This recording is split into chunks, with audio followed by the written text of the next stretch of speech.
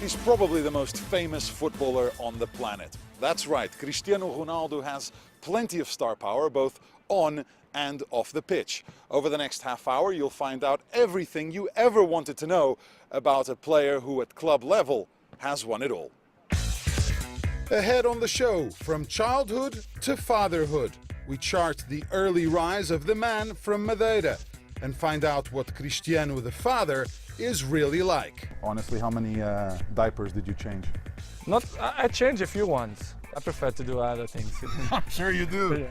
And we put him on the spot in our quick fire challenge. Last time you cried? Last time I cried.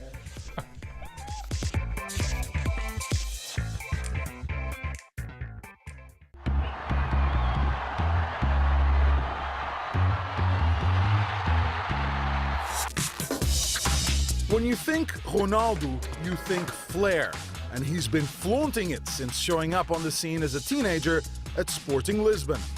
Those tricks and flicks, along with a spectacular performance in a friendly against Manchester United, earned him a $20 million move to Old Trafford.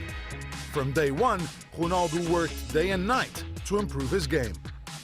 The thing with Ronnie is, when I met him, he said, like, I want to be the best player in the world. And probably a lot of players say that, but he's someone who really worked on it. Ronaldo played a key role in the United team that won the 2008 UEFA Champions League. His goals and performances that season earned him plenty of individual accolades. He was crowned FIFA World Player of the Year and picked up the Ballon d'Or as well. By then, Cristiano had reached superstar status. And after 6 years and 10 trophies in Manchester, it was time for a new challenge. Cue a world record $131 million move to Spanish giants Real Madrid. Of course, it's a great challenge now. The people know my dream is to play in Madrid. Ronaldo's move to Spain transformed him into a goal-scoring machine. He netted 33 in his first season, 54 in his second, and 60 in his third. According to his current coach, José Mourinho, a large part of his success comes down to his work ethic and love for football. He loves the game. He loves to train. I had in my career so many players in love with the game, and I cannot say nobody more than Cristiano. Mourinho is not the only Portuguese football icon who praises Ronaldo, even though he has never won any titles with his national team. Great professional, always want to win, and like a person, he's a nice guy. Maybe if you don't know him, if you just watch him in the television, probably you or love him or you hate him. Hate is a strong word, but there are certainly those who dislike Cristiano. His distant and sometimes petulant attitude on the pitch has led many to believe he is arrogant and conceited. People in general think that he's arrogant, that he believes he's the best and the most beautiful one in the world. Even some Real fans in Madrid find it hard to like Ronaldo as a person. As a person, I think a bit arrogant. He is conceited. Yes, I think he is too serious and should open up to people. He's a little arrogant, but then if you're the world's greatest player, why wouldn't you be? So, plenty to talk about as I sat down with the man himself. We start. Family comes first for Ronaldo, especially now he's a dad. Coming up, the famous footballer talks fatherhood. To wake up in the morning and to see him and to say, Daddy, Daddy, it's great, I love it.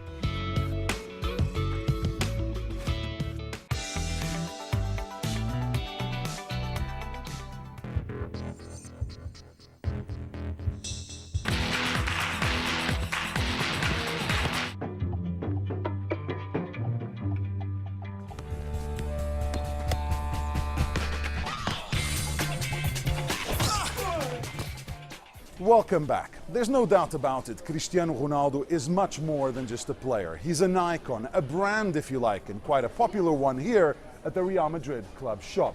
But how much do people really know about Cristiano the person? Let's take a closer look at the man from Madeira. Cristiano Ronaldo dos Santos Aveiro was born in the island of Madeira on the 5th of February 1985. He was the youngest of 4 children and soon stood out when it came to playing football. At just 12 years of age, Cristiano made his first big move. The gifted youngster flew to Lisbon to join Sporting's famed academy after being spotted by the club's scouts. It was challenging for him coming to Lisbon alone. The coaches who received him, they realized immediately that there was something different over there. And of the process, Cristiano was all the time a very focused boy. Ronaldo made his Sporting senior debut at 17, but less than a year later, he was on the move again. Manchester United came calling. His life changed on and off the pitch. Luckily, he had a manager, Alex Ferguson, who nurtured him as a player and a person. He's lucky in the sense that with people here that can tell him the truth and be straight with him, and he appreciates that. Fortunately, Ronaldo has got good human qualities. He's a good guy, and he knows the time of day. Having Ferguson by his side helped Cristiano deal with the death of his father in 2005. The loss of his dad, due to an alcoholism-related liver condition, deeply affected him. Ronaldo grew homesick, and that's why he backed a move closer to his native Portugal. The transfer to Real Madrid in 2009 was just what he needed. Most people at the club took to him right away. He generally is a very happy-go-lucky character. He's a real ball of energy when it comes to being with his friends. It was shortly after moving to Madrid that Ronaldo became a father. He got full custody of Cristiano Jr., the baby who was born as a result of an affair he had with a girl in the United States. Right now, he has another girlfriend, Russian supermodel Irina Shayk.